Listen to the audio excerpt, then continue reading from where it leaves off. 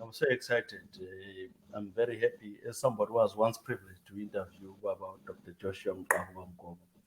And guess what? Today I found his first ever driver, Mr. Richard Ngalo Mabhena. Mr. Richard Ngalo Mabhena was the driver of Joshua Nkomo. Before we hear more from Baba Richard Ngalo Mabhena, welcome, and thank you very much for agreeing to talk to me. I found you deep in the United States of America, and thank the people who actually trust you, who actually helped to identify you. I'm happy you're alive. We were wondering when Nkomo was saying that what happened to Ngalo. Here you are still alive. How old are you? Hello there, how are you? I'm good. Yes, yeah, my name is Richard Mabhena. Yeah. Born in Kwatemba by Nkatazo Mabhena, and my mother was Giovanni, they are late now. And I grew up with my grandfather. My grandfather was an open book who taught me everything. We used to sit together and discuss many things. Now, he studied me from the time of the British fighting Amandebele, and which he got from his own father and related it to me. He made it so explicitly clear that it was like I was there. But I'm going to talk about my experience of what happened when I was there personally myself. But I can include in reference to my grandfather what he told me and what culminated afterwards as a result of what happened as time, out to the present time.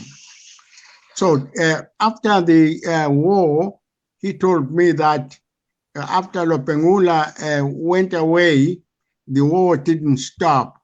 It continued going on until Queen Victoria ordered and chartered Cecil John Ross to talk to the Indunas and stop the war with a promise.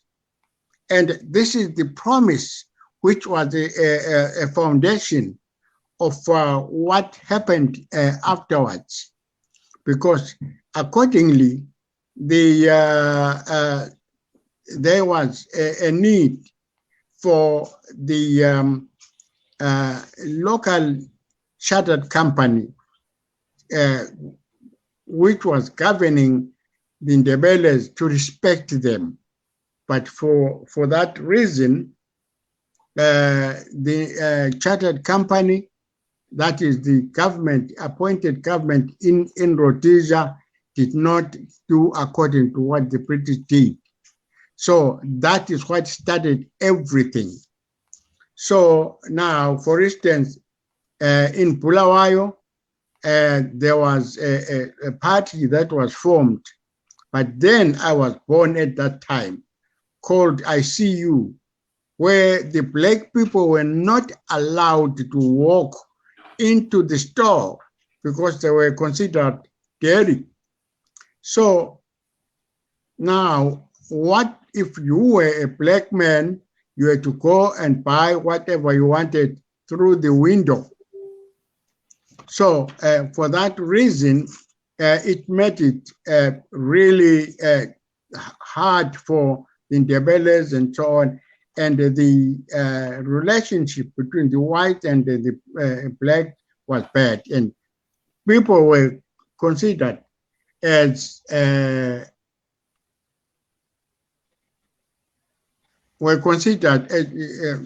treated like slaves. Well, I didn't say I was born in 1942, and I'm now 78 years of age. And I started, becoming active in the affairs of the country when I was between 15 and 18. How I started was when my uncle was a farmer, and being a farmer, he became a chairman of the farming association. And our neighbor, Mabhena Tabengwa, who is the father of Tumiso Tabengwa, was the chairman. And I was a person who was a young boy who was sent between the chairman and the secretary. That is between Tabengwa and my uncle Chuvan, who was my mother's brother. That's where I grew up too. So that gave me an opportunity of covering so many places, because I was offered a bicycle, a new bicycle that allowed me to go from here and there. And then due to this problem of apartheid, my grandfather was ill-treated at work, and so on and so on. And then this is what necessitated the trade union and all these unions to be started. They joined this people's movement, which was called ICU, now, saying that the British, when they talked to Rhodes, they said that you will respect them and they respect each other. So this is how the Rhodes,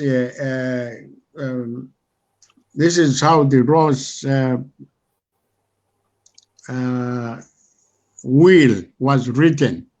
So now, these people were basing their argument on the basis of the respect that was supposed to be between blacks and white. I'm talking, when I say blacks, I don't mean Zimbabwe blacks. I'm talking about blacks in Matabele land, because it was the Matabeles who fought a war, and the communication was between Matabele and the British more directly as such. So they expected that to continue happening as they grew up as different nations. It didn't happen that way.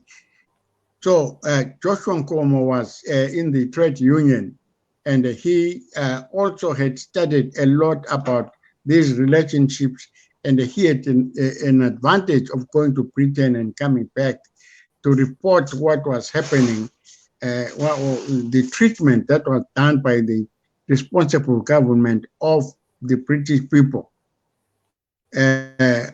concerning respect. So now, then, communication between the trade union of Joshua Nkomo, the farmers union of Kwatemba and so on. That was my time then. I was the agent sending letters backwards and forward.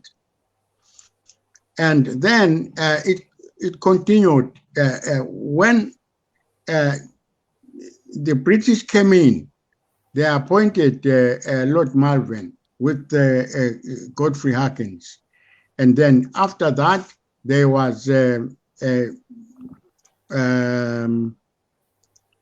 one that followed was, I'll remember his name.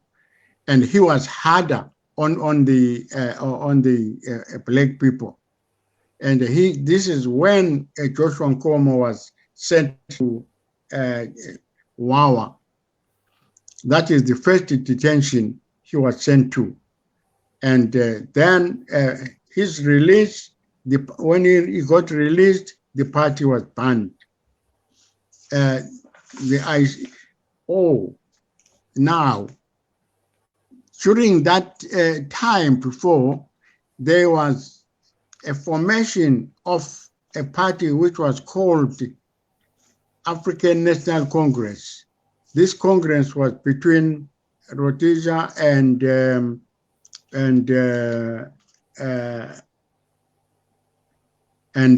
was between Rhodesia, was between Matabeleland and Mashonaland. In Matabeleland, it was Joshua Nkomo. In Mashonaland, it was Michael Mawema.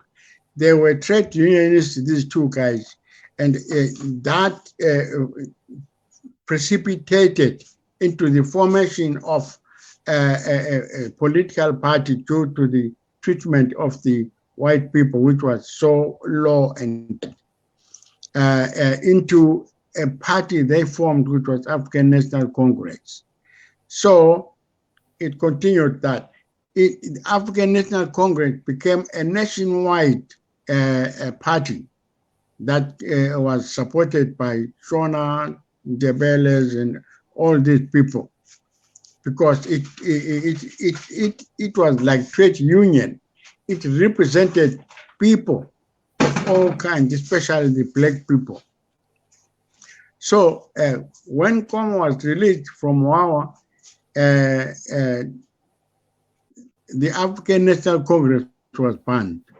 So he formed another party, which was called ICU. Now, almost like the movement of Bulawayo, which was formed by the local people. So then that party's policy was that 5 white people, 1 white people was represented by 5 white people.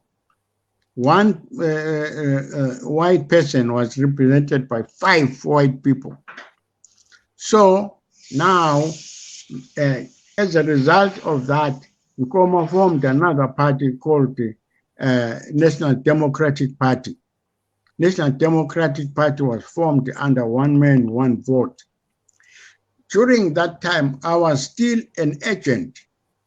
When he came over to Kwatemba, I slept at my grandfather's place, and I used to help him with all what he needed, all the errands he did. I was the young boy there. So then this continued like that until Edgar Whitehead came into power and then arrested Joshua Nkomo and put him in the in what was called Gonadzingwa. So this is where Joshua Nkomo spent most of his time. Now, I was in touch with Joshua Nkomo's family every now and then. Mafuyana, his wife, would call me and ask for errands. to be met, which I did, going backwards and forward to Konautingo and back home. Whenever she had missions she wanted to send to the old men out there, I would be sent out there. So now, cut the long story short, it continued. Remember, he was there for 11 years. And then Smith told Harold Wilson that all the Matebeles are now behind me. And when I got to Nkomo, he told me about it. He said, Mabhena, what shall we do? I said, well, I don't know. He said, yeah, Smith has told Harold Wilson to remove economic sanctions and recognize UTI, which was called Unilateral Declaration of Independence. So thinking that somehow it was going to be considered, because what he did, what was in Smith's mind was that the Cecil John Ross arrangement to give Matebele independent after 40 years with the UTI, he would grab that, but it didn't happen.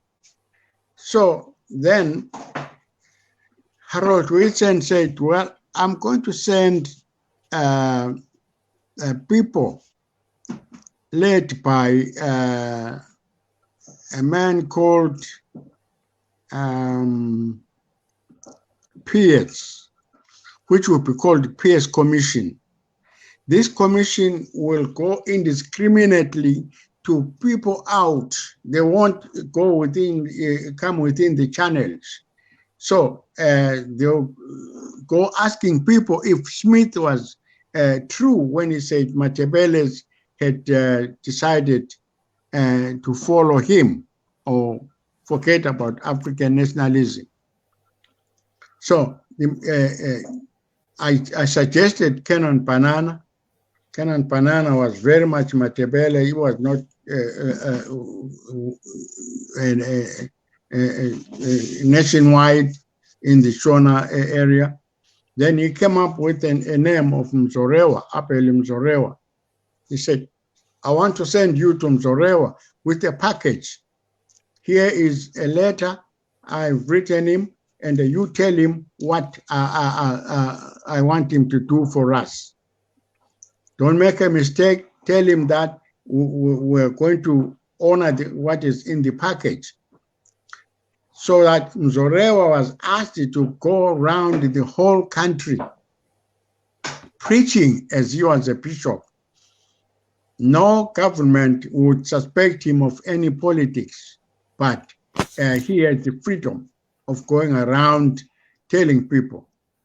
What Mzorewa was supposed to tell people was not to answer any political question. If somebody asks you a question, are you a man? If you are a man, you've got to answer, your answer should be no. So he sent a agent of a lot of people who went around the whole country asking people, of men, women, and well, especially the grown-up ones. So they would come to you and say, are you a man? No. Are you black? No. Do you support Nkomo? No. Do you support Smith? No. The answer was no to whatever question. So these people, due to how Mzorewa had gone, he did a very good job. He wound up the whole country quickly. And sooner when the contingent came in, the answer was no. And they wound up and went back to Harold Wilson and told him that Smith was telling a lie. And now, during that time, when they returned to Britain to give an answer to Harold Wilson, it was the time the Labour Party had lost elections. Margaret Thatcher came in. So it was a mix-up. And then it was senseless for Nkomo, for Smith to keep Nkomo in jail because everybody had said no. And he decided that if he removes Nkomo from jail and they work with him, Nkomo might change his mind and agree with him, with an idea of forming a unitary government, or maybe but still give white people the upper hand in any respect. So Nkomo came out of jail. So as he was out of jail, meetings started between Joshua Nkomo and Ian Smith, underground meetings. So this is when then I started driving Nkomo to these night meetings where many people were, the meetings were held to where unexpected people, unexpected for Ian Smith to be there at night and so on. So they spent most of the time negotiating the whole night. Two of them. With Joshua Nkomo. Two of them, Smith and Nkomo. Sorry? Just Smith and Nkomo negotiating, two of them. Can you say that again? I'm saying there were they only two of them negotiating, or there are other people there? Well, Smith had his people, but in those meetings that were between Nkomo and Smith, where he wanted Nkomo himself, because he wanted to convince Nkomo without the influence of all the people, because he knew that the majority of the Ndebelés were not happy with Smith. They will influence Nkomo to say no. He thought Nkomo was very much power hungry, and if he is offered, he was going to say yes. Nkomo said no. So it failed. I remember one time it was a heated meeting when they promised each other. Well, Smith said, if you don't agree with me, Joshua, you will go back to jail. Nkomo asked Smith, when can I go? I can go there right now to your jail. But now then, he could not take Nkomo back to jail.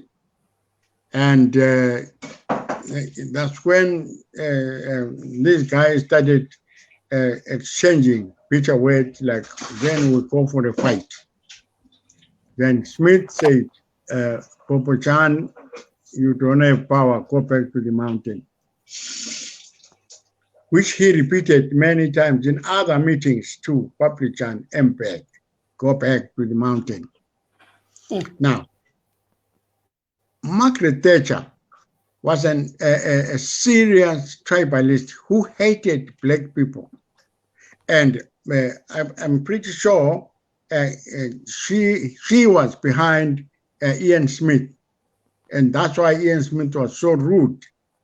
So the first meeting, we went out. I went to America, to Britain, was to Ian Smith, and then to Margaret Thatcher, because these two guys had agreed to fight. But Smith knew Nkomo had no basis. He would not have any arms, and then people are going to be either killed, mission. Then we went to Margaret Thatcher. Margaret Thatcher said, Joshua, look at my fist. Can you produce yours? He produced his. Said, yours is black, mine is white. So now, you think I can take arms from a white fist, give a black fist to kill white people? No. So that meeting was finished. it was stopped. We went back, and Nkomo decided to approach Ronald Reagan in America. So the other meeting after that was with Ronald Reagan in America. Ronald Reagan said, I can help you anyhow, but not with arms. That is the plight for Britain. It's not mine. I can support you materially, but not with arms. So it was a failure. So that time was dark on Dala. He was really disappointed. At one stage, you know, Joshua Nkomo was a person who talked, who thought aloud. He would talk to himself sometimes. And when I answer, I say, I'm just talking to myself. Oh, okay. So, but then, as things were happening, sometimes he would ask me for my opinion. Remember, we were not going with the party officials and so on in some meetings. These meetings were like the private meetings. I was holding his bag, which had his tablets, which when he had a headache, he would say, Mabhena, bring my medicine. Oh. So, okay. Yeah. So most of the time, is it okay? Yeah, it's okay. Most of the times, there were people like typists, secretaries, and other members of the party who were with Nkomo, but I was by his side in case his walking stick fell down. He wanted to pick up, I had to pick it up. By the way, when he prepared for all these meetings, I was with him to fix him up. Otherwise, he would go maybe without a necktie on or something. And then finally, you didn't get all the weapons from Britain and America. What did you decide afterwards? Where did you go?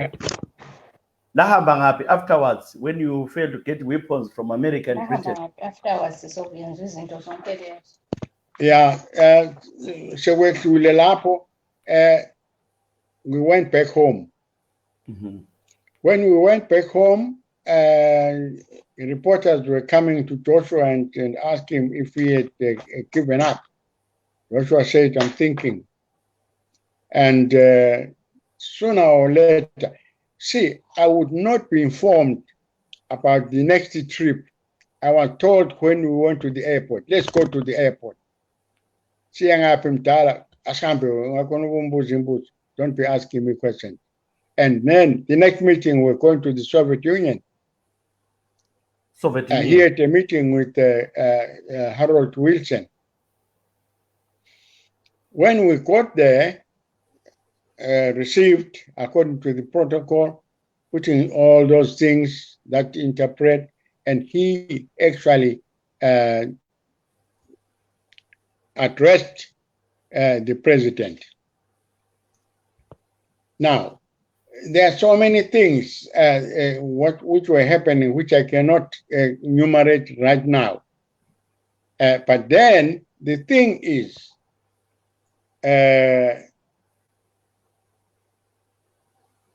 Nikita Khrushchev said to Nkomo, I am not going to let Rusi blood spilled in Rhodesia. No. So we knew that was a common answer. But what I'm going to do is you bring your boys here. I will give them the first class training that is going to be the top training, which will be equal to the commanders. Actually, I will train your commanders. So now, at that time, we had another meeting earlier for the representative of Warsaw Pact and the NATO that they were looking at us as a kingpin to give information, to transcend information from the east to west. Because at that time, Zapu was in the nucleus of releasing dangerous information, which would have caused the Third World War. At that time, the situation was tense. So then that was it. There was no more to stay out there. I remember when we were there, it's when Ronald Reagan went to the bathroom and said, I'm going to attack, Russia, when he was joking. So she apologized. And suddenly, it became tense out there, especially for us. Because you see, the problem is that there was so much underground, so much security in such a way that you never knew what would happen the next minute. So now we left the Soviet Union and came back along that. But then we had gone with Joshua Nkomo,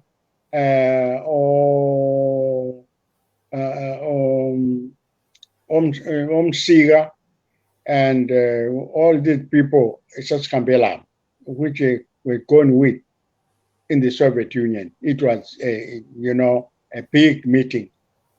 Came back.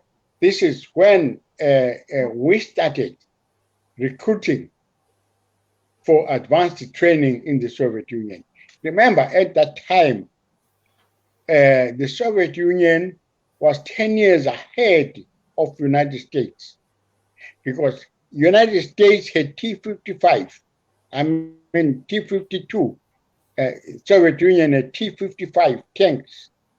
So, but then the United Nations had actually ruled out weapons of mass destruction that now, because these freedom fighters should not use, like all these bombs, you name them.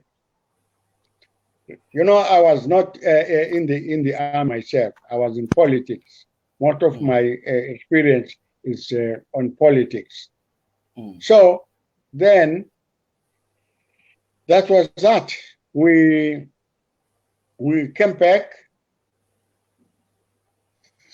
I'm thinking of an issue. He was Mugabe by that time. Yeah. Mugabe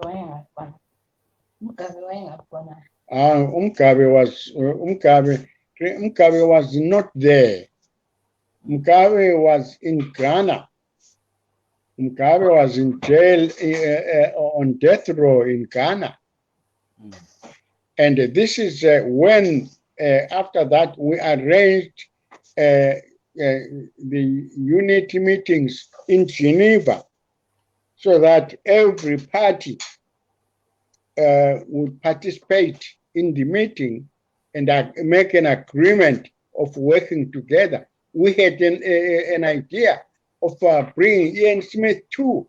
If Ian Smith wanted to be part of us, yes, we would have accepted him. So that's when we formed Patriotic Front. Patriotic Front. Patriotic Front's policies were that all the parties, 5 parties, will be given a turn. There will be no elections. They'll be given a turn, 5 year, 5 year, 5 year, 5 year, because Britain on the agreement had agreed to give us 20 years of training, and it agreed to help. I mean, it agreed to give Machiavelli 20 years of training plus financial support of the money which was left by Citizen John Ross. Okay. So now then, we formed.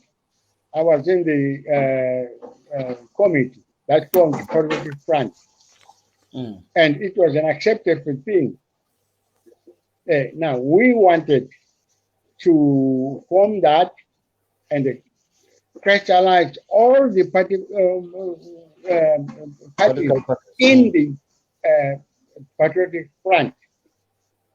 So for each party to get its share of governance until the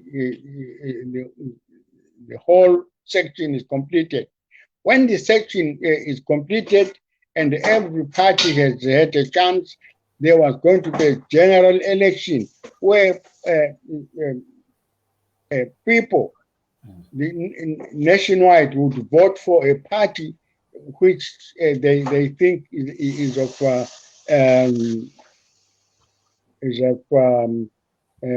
was a good party. Remember, when Mzorewa, if I can go back, Mzorewa went around the whole country, and it was some kind of campaigning for Zapu, and people approved Zapu of what Mzorewa had said and what Nkomo was going to do. And that was the way Nkomo campaigned throughout the country. So that is what made Nkomo father of politics, because he had gone around and gained the approval of everybody. Okay. Yes. And then coming up, this is when Smith could not have way with Joshua Nkomo or fight him. He decided to take Mzorewa and use him to form some kind of unity. This is when Zimbabwe Rhodesia came up. I think some of you must have heard about Zimbabwe Rhodesia. This is when Mzorewa and many black people came into the scene. So, but that didn't go anywhere. But remember, when Zapu and when Zanu was formed, it was the British government that stole Dabaning Stole from Zapu.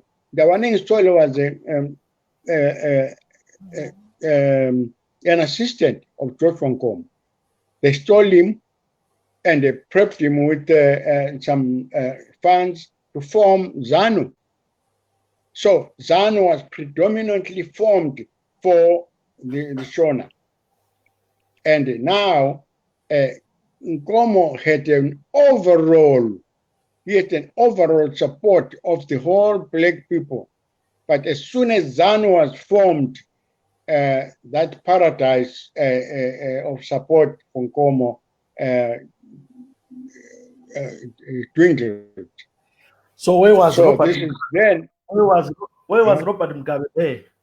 When Dabaning Stole left, did Mugabe follow him? What happened? Angis. Robert Mugabe, what happened when Ndabaningstole left to form Zanu? Robert Mugabe followed as well.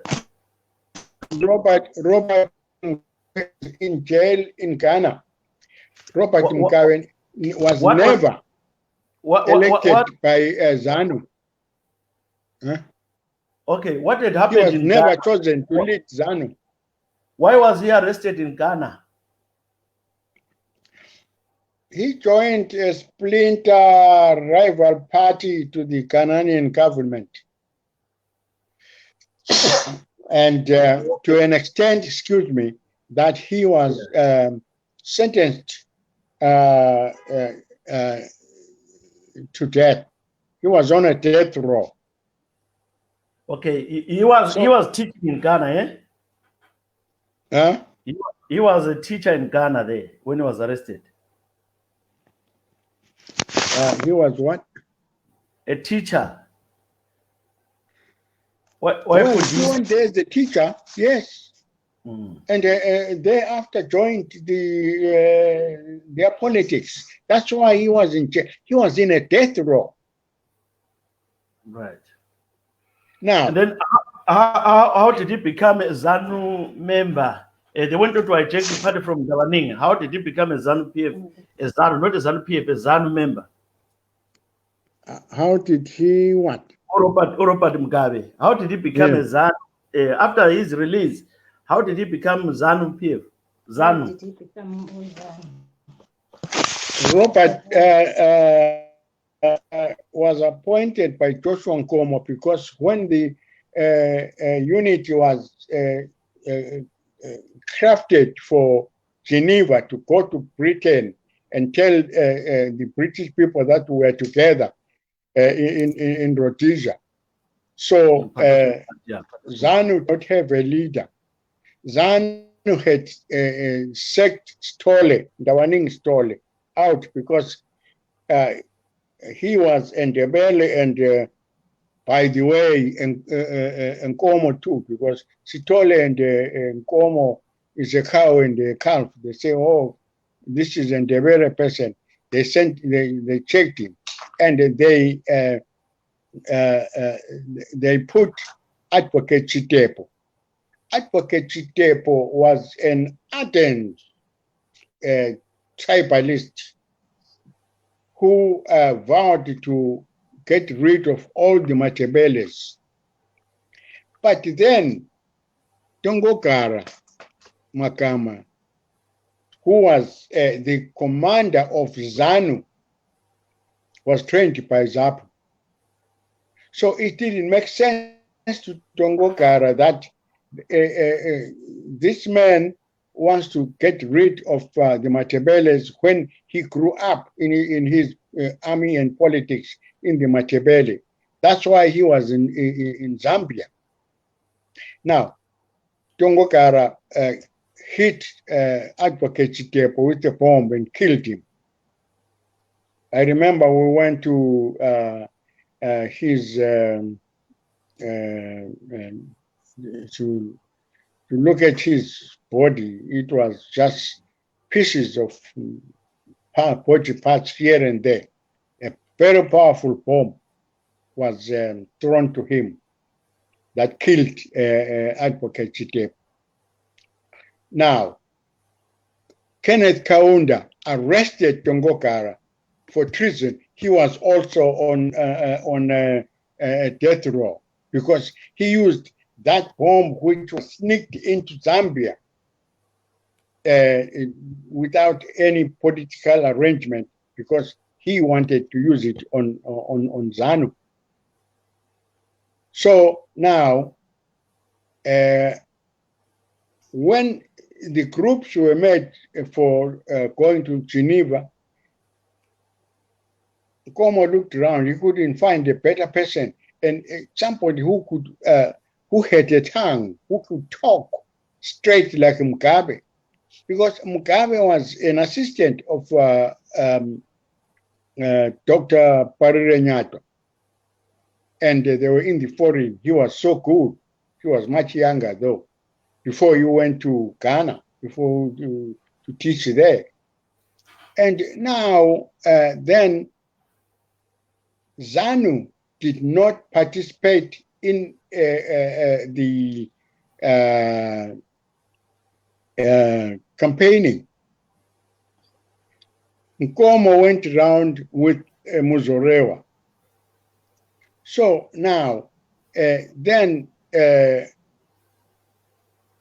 Mugabe was released. John Nkomo was in Ghana to ask for the release of Mugabe because he was, you know, a better person to deal with even in future because he spent most of his time in Zapu under advocate under Dr. Parirenyato. We knew he was a good man. And then the problem was there was no commander. The commander was in jail too in Zambia. So President Kaunda had his second wife in Francistown. You know, I used to be an agent, going to backwards and forward, meeting these people outside. So he said, Mabhena, I want you to go and accompany President Kaunda's wife to Zambia.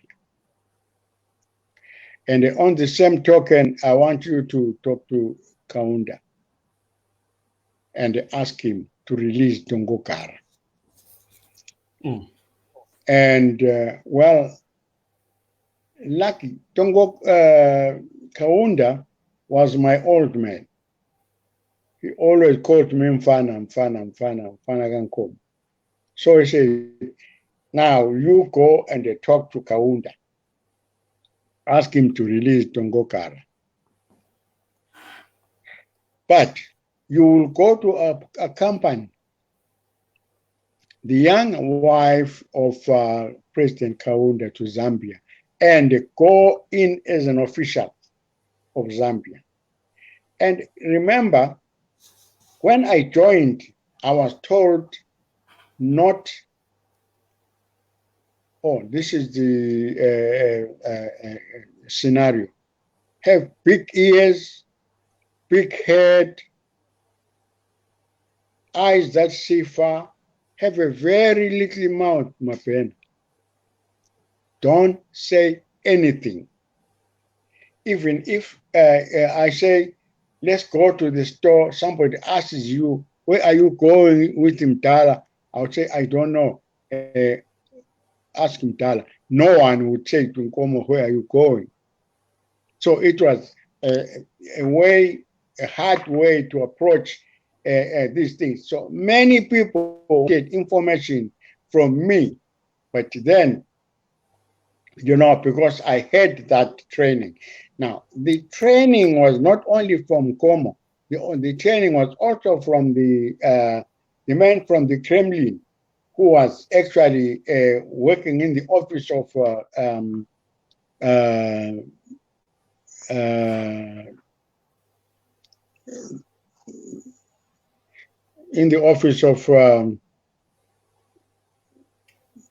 the Kremlin leader, who was here. I mentioned him earlier. Oh, okay. Yeah. Yeah. The commander, not Gorbachev.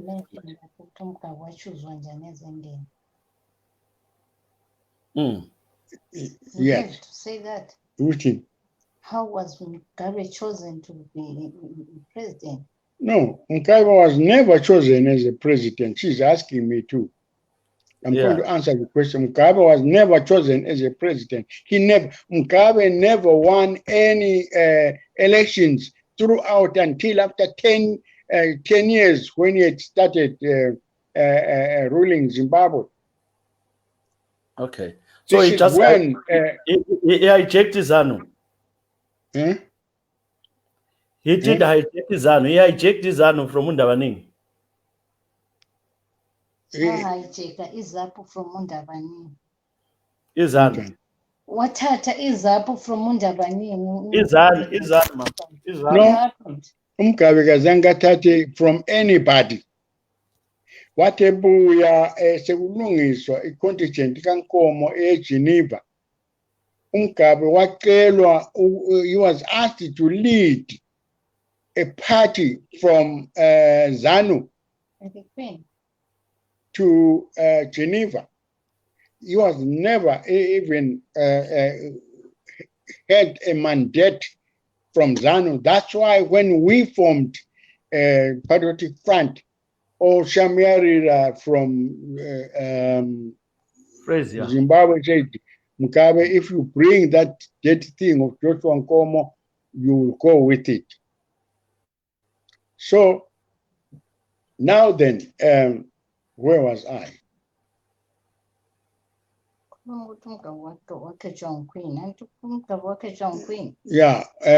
well, Mugabe was elected by, After Geneva, what happened? After Geneva. What happened? after Geneva, elections were held. And rigging was done. It was obvious. Mugabe was put to power.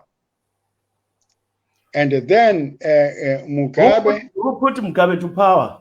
If you can explain how it happened. Who put Mugabe to power? The rigging was done. The British. By the British. We wanted countries of the United Nations to monitor elections. The British government refused. They said they are going to put Lord Soames. Lord Soames is the brother-in-law of Queen Elizabeth, because they had a plight. They had a reason. Remember, during Lakenster House, I was in the intelligence. I worked with clues. I wouldn't have said that yesterday. I'm saying it now. Maybe that can kill me today. Yeah, I know. Yes. No. We worked with the clues. And Yeah? the clue from Ian Smith told me that Mugabe had a clandestine meeting at night with the British officials when we were at Lancaster House. So I told Nkomo that. Did you tell Nkomo that? Yes. And Nkomo didn't believe you? I told Nkomo that.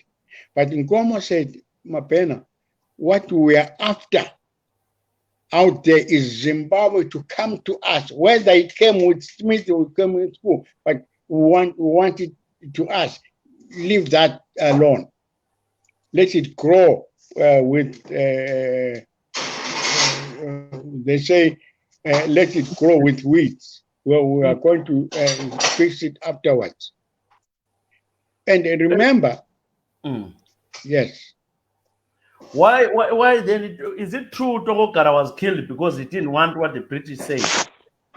Was Tongokara assassinated for refusing to go with what the British were saying Mugabe should take off? Tongokara was assassinated for aligning with the Patriotic Front and Zapu. So that's all. And remember, no one or Mugabe was never known throughout Zimbabwe. Nobody knew Mugabe because he was in jail. He had married out in Ghana and arrested and kept there. So there's no way Mugabe would have just won a landslide victory, because even those Shona didn't know him. And then Mugabe was given the country by the British. Then Mugabe was given to rule Zimbabwe. They said so-called independence. How did Nkomo feel after that when he was cheated? You know, Chisa. There's a lot of underground in these things. But you see, the thing is, you remember after Mugabe won the elections, a month after he started being Zimbabwe, the Queen of England knighted Mugabe.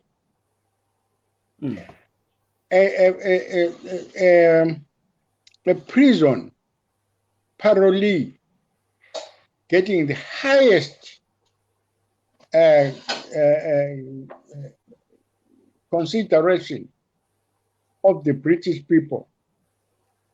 That is because during Lakenka House, Mugabe had a meeting with the British people, and all the promises he got. When the Lakenka House meetings finished, Mugabe had known what was going to happen. And now, the guy who approached me and told me about it, that Mugabe was talking to the British people in secret. They got into his hotel in Lakenka House, killed him, and threw him out through the window. Secret is a usual. Yeah, That guy died. kakhulume zokungesaba ukukhuluma. Akusela umuntu ozakwenza into ungesaba ukukhuluma Mabhena. Right, khuluma yonke into. Say everything, don't fear anything. Yeah. It's time for Ungabantu uyaloya. Ungabantu uyaloya, uyanloya, ungabantu. Into ekhona iyona leyo ukuthi all the time bebotshwa Nkomo kusenziwa yonke into. Amashona wazange kangene khona kudingwa. You realize that. And engazange kangene khona kudingwa, they were getting the upper hand even kuma scholarships. Amandebele phansi, because it was designed by the British. The whole onus is on the British government, our enemy. Ikukura Wundu Liliana was planned during Lakenka House. 79. And now, having been planned during Lakenka, that's why after independence, Mugabe was given a Harrier jet worth 32 million, which is capable of taking off and landing without a runway. Mugabe took that country from Ian Smith from sanctions. Where would he have made 32 million to pay for the Harrier jet? We knew about it. There is a lot. Why do you think the British were so scared of Nkomo? Why were the British afraid of Joshua Nkomo? The British were up to now, they are still fighting Matebele War. They didn't apprehend Lopengula. So they had no right to rule Matebele. Remember, Matebele land is an enclave, a separate country. They had no right to rule Matebele land because the king of the Matebeles, whom they went to war with, they didn't apprehend him.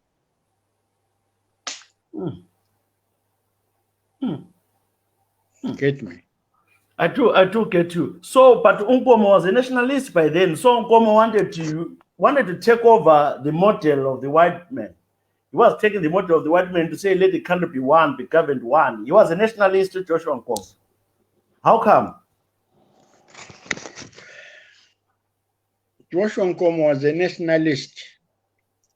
Joshua Nkomo had in mind the whole Zimbabwe. He didn't have an enclave of groups here and there. No.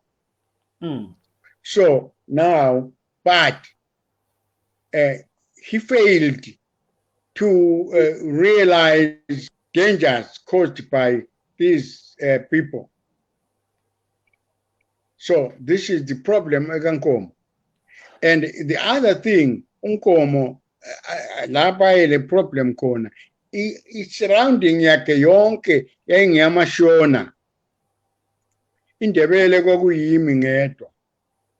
Lo John Nkomo angazi ukuthi la wende amandebele ayikhona, they were all arrested and detained. Others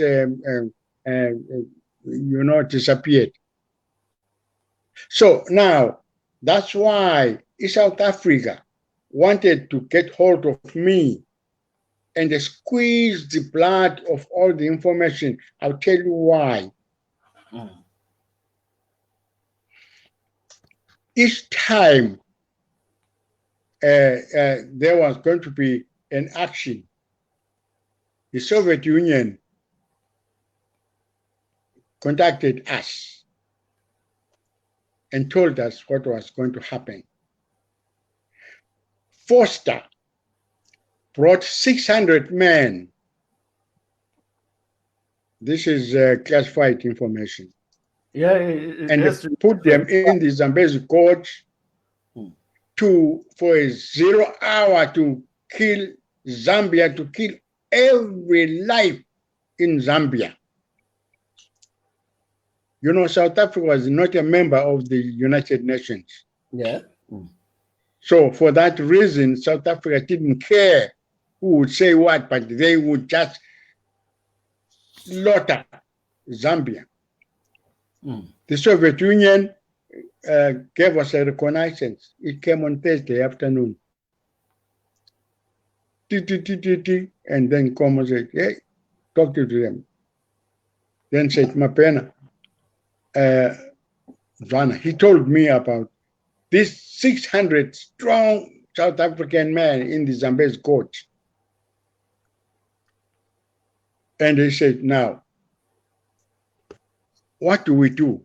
Do we say yes or not? You remember in that meeting what were arms of mass destruction from other countries, and then that would cause, because now the whole thing we were screwed on and feared was the conflict between the East and the West that was going to cause Third World War, and there would be no man left alive if we lost out on that one. So now I reminded him, you remember the United Nations order said yes. He called them and said, are you going to be in a safe place for this keg which was given to us? The Soviet Union said, oh yeah, we have a 500-mile range missile. Ngathi mdala batshele bachaya. Boom. 600 men were covered in the court, Zambezi court. Right.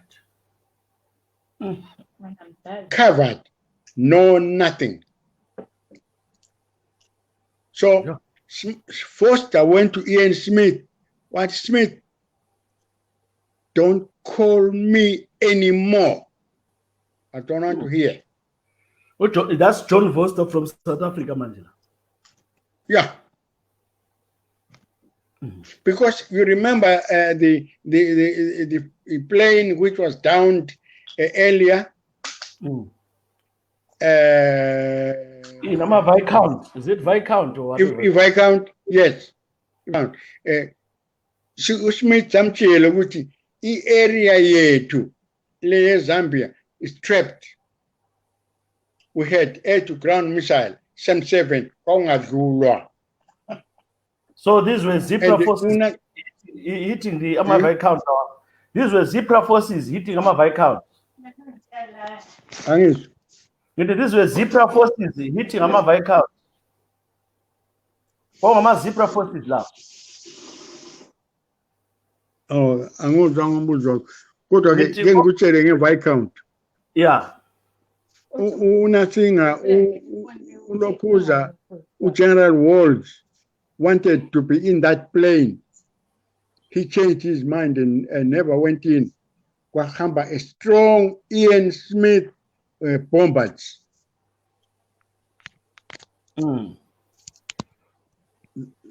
zangena kuna singa kulokhuza yethu yona le esasintile bathi zingene kwayithatha ngo-8 ground missile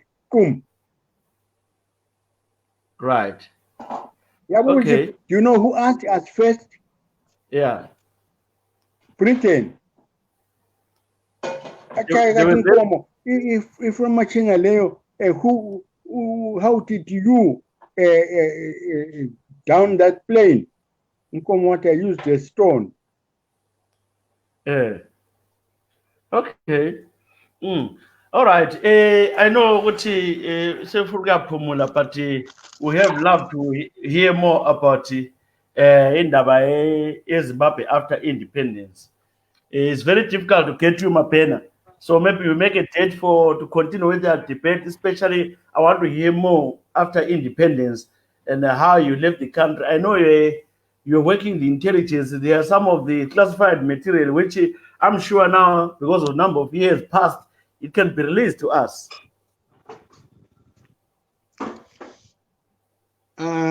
Mawachisa. Yes.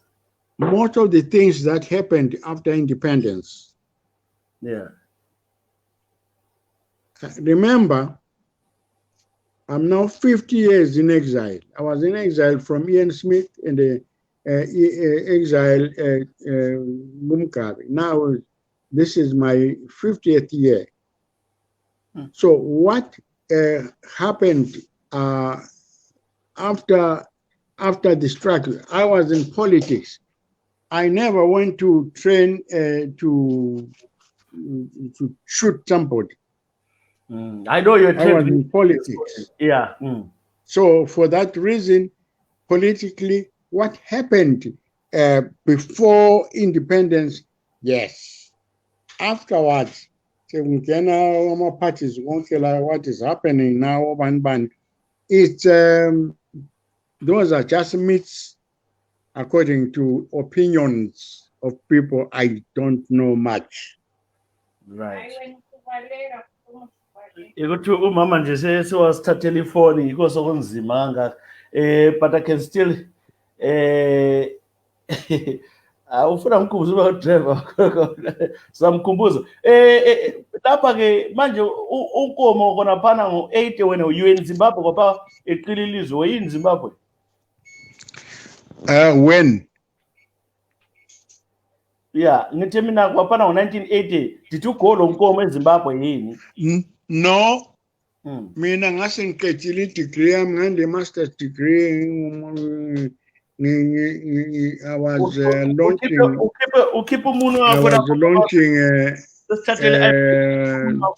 a food mixer from Germany. I was making money. I was tired of politics. You know, in politics, when you go to, you have no secret. You go to the toilet, they see your underwear, they see your. I was tired of that. All right, you're scared of that. Manje umama sethethe phela lapha ifoni sobambe enzima ke. Let me let you rest zakhuluma, then we'll talk some other time. We'll make a date and then we'll speak more. Because I wanted to hear the armor fightings in Zimbabwe, Zipra, Zanu forces, who contributed what? But umama manje sekuthiwa senzima thatha ifoni lapha. Inathinga izandla. Yeah, but the problem asakuboni man. Izandla kayizangikilwe leZapu. Asakuboni kathesi lapho usufisa usifihlile. Yeah. Bakuthathela ifoni yakho lerathi right. Yeah. Abonisimise kuhle man. Izandla kayizangikilwe leZapu. They had no capability of that. All they were doing was terrorizing villagers and raping people. You know, up to the time when Mugabe came in and he was given advisors to train in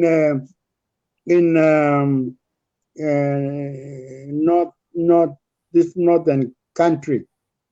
That army, the 5th Brigade, was not even trained in the regular army. It was trained in torture. That's why they would cut the stomachs of pregnant Ndebeles and asked mamas to kill the fetus. That's why they hold on umtaka squilly wabanjwa bamchisa ngaphansi ngapha bathathe inasinga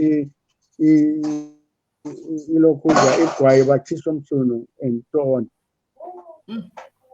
Hey, this was bad. But were you never arrested yourself since you were a spy and Joshua Nkomo? Were you never arrested one day by Smith or anybody? You never arrested? No, I was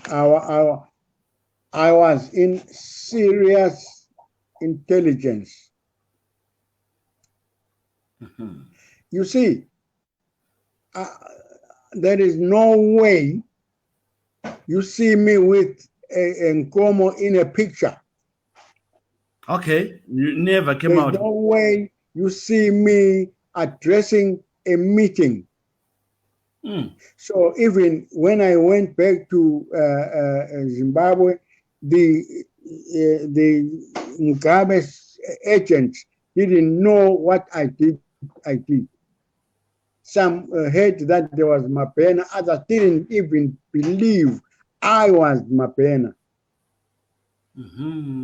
That's why they kicked me and they broke my ribs here, and I had features here that of the cracking of the skull. They were trying to seek information from me. Who was beating you? The only politician that went into exile from Mugabe during Kubrawundu with 5 children and 1 woman. They are all here now. Because of the intelligence. Boys, yeah, those little boys, I would play with their brains. You know what? I went to train in the intelligence in the Soviet Union. I went to train in the intelligence in America, the MI5, Sandhurst. I went and trained there. So, you know, my training was basically based on truths. That's where I was an expert. Okay. So, you look at all right, before you go, how did you manage to escape with your children and your wife? How did you manage to escape Zimbabwe? So, there's no problem. Yeah, I spent, since they started Kukurawunda, I spent the movement of the CIO, and I associated with the CIO. When they arrested me, their leader, Matare, who was commissioned to kill me, Unkabe watu bulalo Mabhena, buwele khanda lakhe.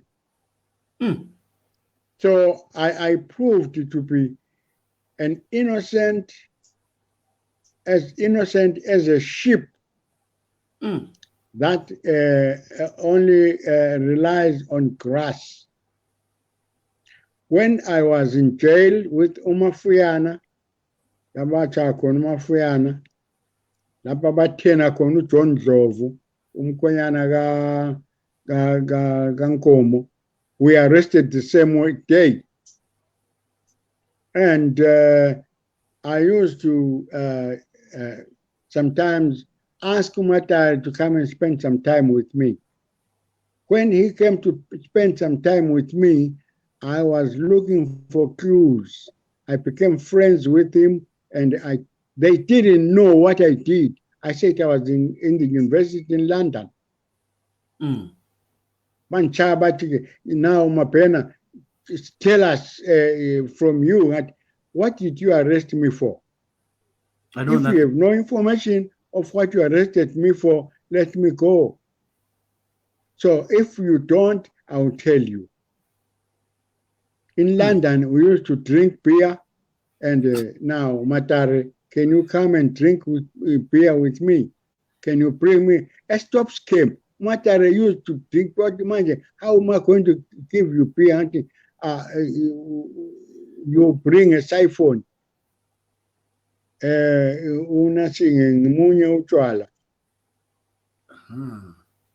They thought it was the dumbest, foolish thing I could say to a CIO, to a commander of the CIO. Then he let you free. Now, and then he let you free. They asked me about John Dlove. Labo angazi. Yeah. But you see, the thing is, like what it is in South Africa, when they interrogated me, 3 months, you agree with the interrogators. Say what they ask you something, they have a clue they want you to agree with them on. You agree with them and part with them a little bit. So that is part of my training. During the time I traveled with Nkomo, there was no accident in all that big convoy. When I drove Nkomo to a pulpit, I jumped out of the car and went to the people, mixed with the people, with a bit of dollars in the pocket, or commenting too, hey, Mdarawuya, Unoite Mdarawuya, among them Shonan. And I discovered screwdrivers that were geared to step Nkomo when he goes into the car or come out of the car.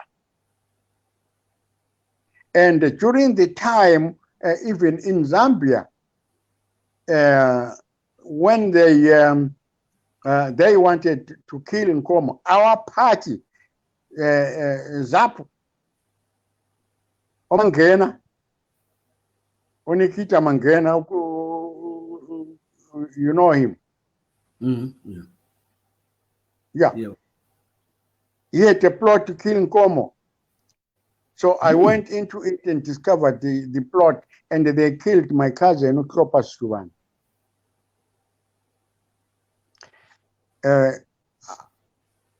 I worked with nothing. I still want to understand the rally as well. In that rally, those guys holding screwdrivers. What did you do? You went on to Nkomo and say, no, let's go. That's a story. So now they have screwdrivers, and the plot was when Nkomo comes out, when Nkomo arrives, you lift his car up, and when he comes out, you stab him. Now, I discovered the guy who had a screwdriver. I said, oh, yeah, that's a good job. I gave him some money. You know, you are going to work with me on that one. So some of them believed that I was going to work with them to kill Nkomo. And that's the last person I would have killed, even if I was to kill for any kind of meat. And also getting out, you know, at that time I was young and not looking like me now. Yeah, I want to hear the story. What happened there? What happened afterwards when you given the guy the money? What happened? Yeah? You gave the guy the money. What did you do next? Yeah, wait, I will let you know. Okay. Okay. Oh, don't worry, man. I will let you know. Okay. I went to. We come from far, and even the food. You get to a place, a big party, Mdala. Teaching is done.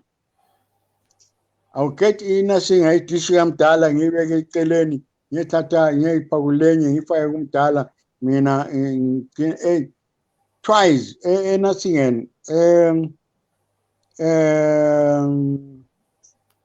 this town, Machonga. I took it, teaching him, and I feel like anything in Jaya, Zayafa. You know, trillions of things happening. So now, many people have asked me, what is the fight between Mashona and Mandebele? Mashonas never fought a war with Mandebele. They were never enemies. And as a result, all this enemy was caused by the British people. Kukurawundu was caused by the British people. Now, they had advisors in Zimbabwe when Mugabe was killing 20,000. They never said anything. Of course. Yeah, they didn't say anything. Yes, correct. And up to now, Rose Scholarship for our money has been distributed throughout the world, not us, Amandebela, touching anyone.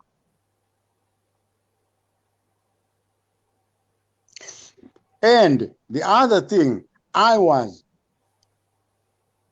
a personal security of Joshua Nkomo. He dressed the way I wanted. And now, Nkomo was looking, I was looking after Nkomo, Nkomo was looking after me. But the story which you didn't tell me is about you escaping the country with your children, with your wife. When exactly?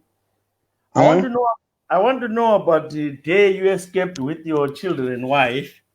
You escaped in Zimbabwe, from Zimbabwe. You haven't narrated how you escaped. I know some of it is classified information, but it doesn't matter, Mabhena. So school is classified information. Yeah, you know what? If you want to know the movement of your dangerous enemy, study his movement. I studied the movement of the Kukurawundu. I studied the movement of the CIO. And I befriended them and discussed with the CIO and so on. I didn't discuss with the Kukurawundu because I didn't know them. And for that reason, I got information. I was a representative for Plascon Page for Harare and Bulawayo. So now, when I do Bulawayo, I went to Botswana, Angola, and so on, and come through Zambia. But then I had to look for a Zipra, and I knew when Zipra was active, and I knew when Zanla was active. So now Zipra knew my movement. Zanla did not. At one stage, my boss went to Botswana in my car. They stopped him and said, "Where is Mabhena?" He said, he felt sick and I used his car. Bamchai. So now I took that and put it to Zipra. So I was supposed to report every time I go to Botswana. So if I'm going on Thursday, I will go and report that I'm going there on Saturday. On Saturday, they will go and close to look for me. So my car was danger. Never drive it. So during the time, I saw that they had noticed my trick. The company gave me different cars altogether. Sometimes I would get a truck. Is this 1980 or 81? Is it 1980? Is this 1980 or 81?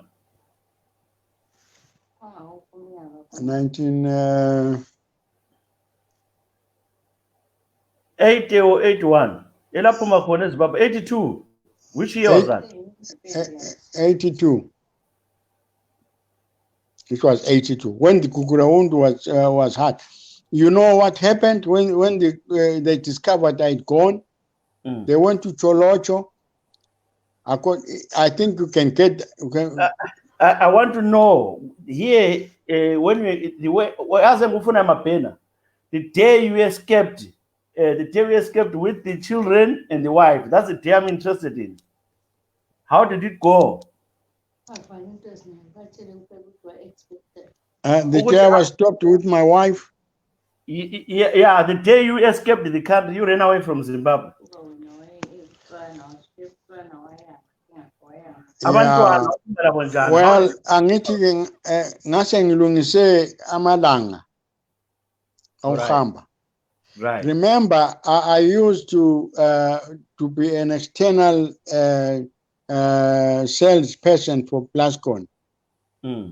So now, the day I left with my kids, I used the day I knew those people were not there.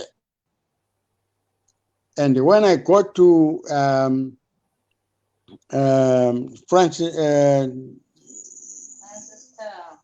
not Francistown. Plumtree. Plumtree, yeah. When I go to Plumtree, they say, "Oh, Mabhena, Lamtanje," because you see, at the time, these people were not having whiskey. So each time I travel out, my would be loaded with whiskey and brandy.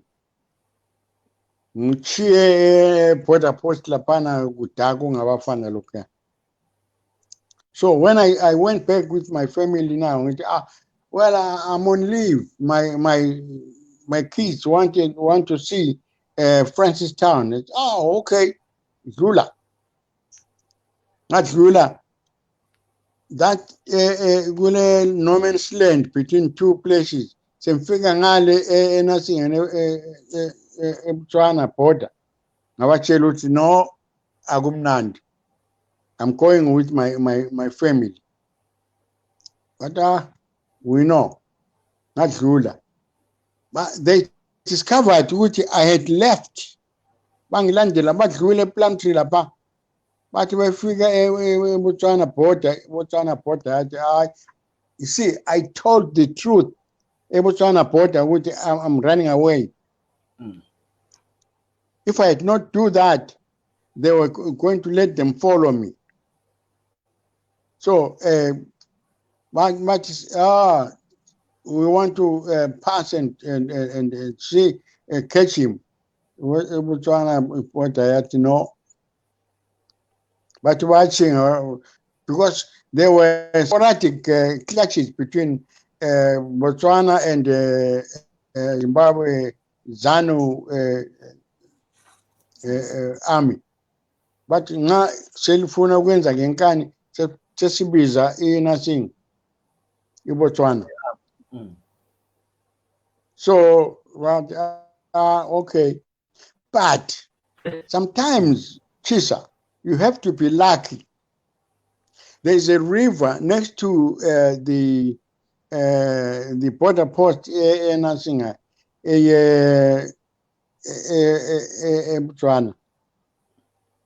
We had not eaten breakfast. When we went into the border, I had a flat. Imoto ezihamba ngayo yaMpontsha. Alwana yaMpontsha between Francistown, between Zimbabwe and Botswana, they would have caught me. Yamponcha. Ngitshela abantwana kuphani ukudla leli breakfast badla breakfast mina ntshintshi itaya. Faka itaya la sebeqedile abantwana lami sengisidla idla sabe sisuka siyafika nasingene ePlant eFrancistown. Thenga a new tire and we proceeded. And we were out up to now. The boys are So grown in up. Haverun, you took a flight to where? You took a flight to where? No, I never took a flight. So I drove to Botswana, and from Botswana they followed me. They followed me, and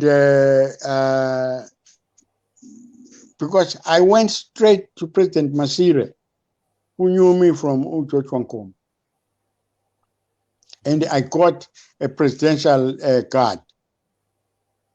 Right. So they followed me, pretending to be coming to a shop. Now, they knew that I'm Debele.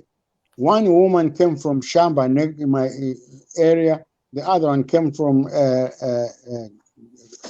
Guelo, and their boss was Shona. So now they went and shopped. Yeah. Well, but then the security of the state discovered that there were people who were visiting me because my home was under surveillance.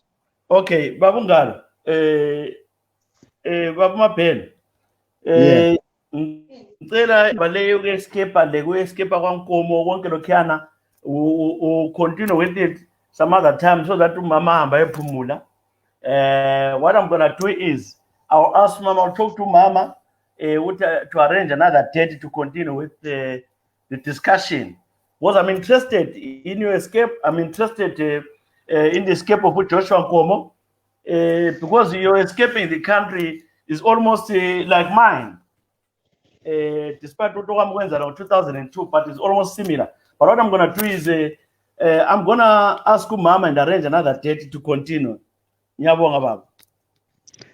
will get it. Thank you very much. We want to continue the escaping, and I needed to know more about the war itself. Thank you. Thank you very much. All right, Thank Mama.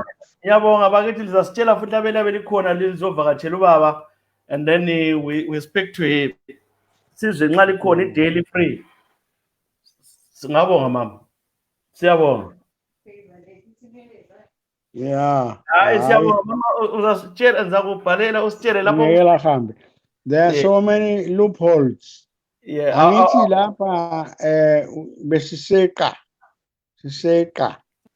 Yeah. You know, yeah, you know what? I'm 78 years now. Yes. What happened a little long time ago? I remember like it happened yesterday. But new things, but not with old things. No, that's all right. We'll speak next time. I'll arrange it to Mama, and then you come again. All right. Have a wonderful day there in America. Enjoy your day. Which state are you in America? I'm in North Dakota. North Dakota. No, thank you very much. If there was no corona, I was going to visit you and chat face to face. I enjoy those discussions. We could talk the whole night. Yeah, thank you, Baba. Thank you very much. Thank you very much, Mr. Mabhena. All right, Baba. Yes, thank you very much. Yeah. But then the thing is, the rest of the nation has been pestering me for this interview. Yeah, because they say, Mabhena, you will die. You will die with information netizen. I wonder why you're not writing a book. Why didn't you write a book as intelligent as you are? You're very intelligent, Mabhena. Why didn't you write a book? What did I want? Why didn't you write a book? Why are you not writing a book? Ngilivila ngale pattern writing utitsha ngitshayela ukuthi ngibhala kubi lakathi lokhu ngilivile njalo ngisola nje umuntu onjengawe. All right, Baba. All right. Zanu, thank you very much. Yeah, that's Ubaba Mabhena. He worked as an intelligence officer, sebenza right hand man Joshua Nkomo, and there are a lot of stories we should bear with him. He's an old man. He tries to recall some of the things how he escaped the country. I'm interested in how Joshua Nkomo left Zimbabwe. We know that they lied. In Joshua Nkomo's book, Nkomo never went out of Zimbabwe on a dress. So we'll talk about that. We'll talk about also the war is Zipra and the only Zanda. You heard to Nkomo Umkabe was sponsored by the British.